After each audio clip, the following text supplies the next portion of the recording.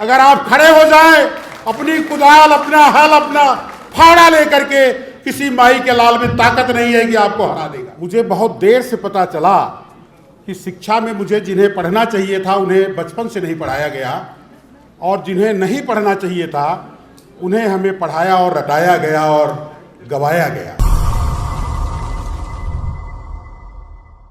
जिस देश में शिक्षा समूल नष्ट की जा रही हो, वहाँ शिक्षा का तो कोई मतलब है नहीं।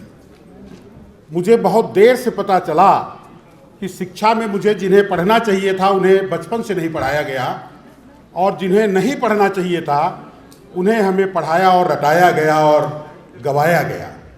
आज हमारे बहुत सारे साथी पागलों की तरह हाथ में कलावा बांधे भूखों मर जाते हैं और हजारों हजार की भीड़ को खिलाते पिलाते हैं। ये सब क्यों हो रहा है? अभी बिहार से एक प्रबुद्ध मंत्री ने सवाल उठाया है जिस पर पूरे देश में बवेला मचा हुआ है। यही सवाल तो पेरियार ने कितना पहले उठाया था, और पेरियार के बाद आप सब सो गए थे।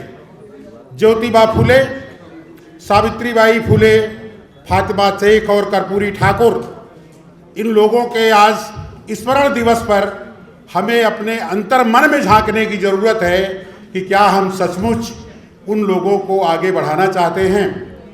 आपकी ताकत कहाँ चली गई है?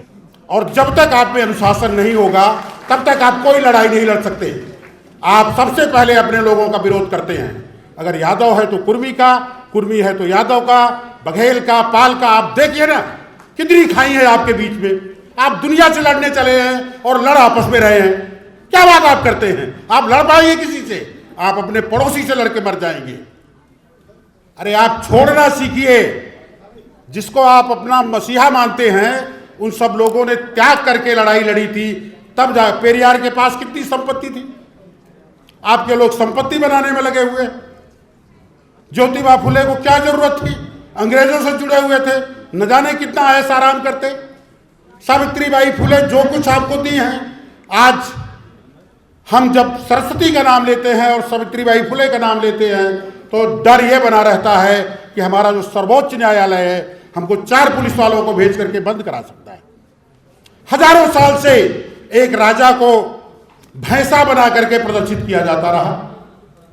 उसके साथ जो जघन्य हुआ उस पर आप न जाने कितने वर्षों से अपनी बात कहते आ रहे हैं, और पशु के समान अपने महापुरुषों को आप देखते और सुनते आ रहे हैं। आप लड़ेंगे उनसे लड़ाई झूठों से।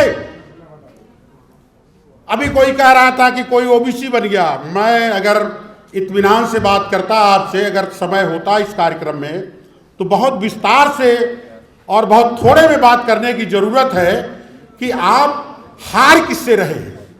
आप स्वयं से हार रहे हैं प्रभु। आपको कोई हराने वाला नहीं है। अगर आप खड़े हो जाएं, अपनी कुदाल, अपना हल, अपना फावड़ा लेकर के, किसी माई के लाल में ताकत नहीं है कि आपको हरा देगा। लेकिन आप सबसे पहले अपने लोगों को मार रहे हैं। सबसे पहले आप अपना संहार कर रहे हैं। आपको आज इस पुण्य दिवस पर हमारे मंच पे बहुत वरिष्ठ साथी हमारे बैठे हुए हैं।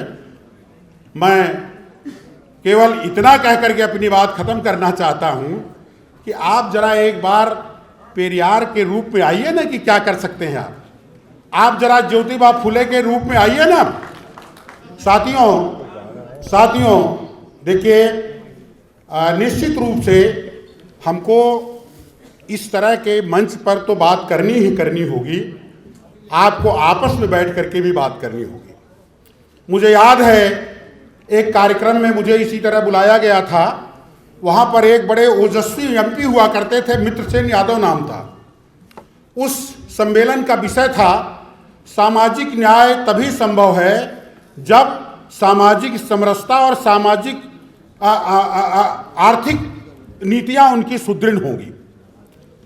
तो मुझे ये कहा गया कि 5 मिनट में अपनी बात खत्म करनी है। तो मैं माननीय सांसद जी को जाकर नमस्ते किया कि आप ये भी 5 मिनट ले लीजिए और बोलिए, आप धड़ल्ले से बोलिए। आप संसद में भी बोलिए और देहात में भी बोलिए, क्षेत्र में भी बोलिए। तो उन्होंने कहा नहीं आप बोलिए। जिन भाई ने मुझसे अनुरोध किया है, मैं उनकी वजह से एक लाइन बोल देता हूं। सबसे पहले हमको सामाजिक अन्याय समझना होगा। सामाजिक न्याय की परिकल्पना से पहले सामाजिक अन्याय, तो सामाजिक अन्याय की जो अवधारणा है उस पर पहले आप विचार करिए। मैं उस इलाके से आता हूं, उन दिनों उस इलाके में जो पत्तल पर बचता था एक कौम थी जो उससे अपना पेट भरती थी और उसी से उसका जीवन यापन होता था, उसको कहते थे बुसहर। और वो लगभग समाप्त हो गया।